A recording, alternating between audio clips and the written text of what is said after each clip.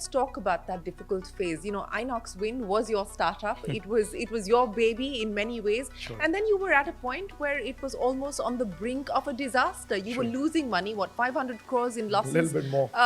More. Debt of 3,000 crores as well.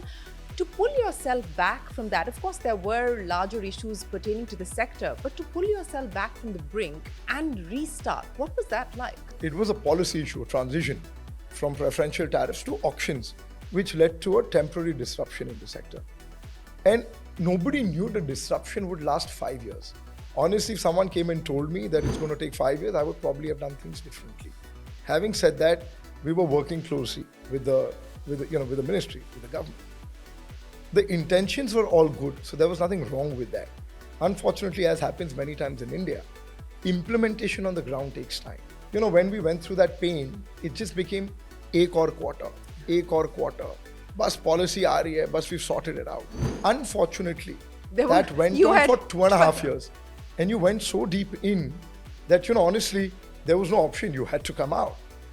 Now, unfortunately, at the end of 2.5 years, when we started seeing the light at the end of the tunnel, as they say, COVID hit the world.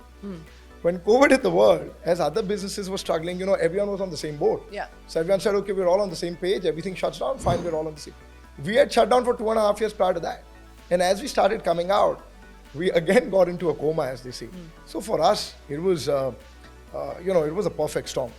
It went on for 4.5, literally 5 years. But then, when you look at the situation at the end of 5 years, we had literally 35 or 36 players fold out. You were down to 1 or 2 players in the sector.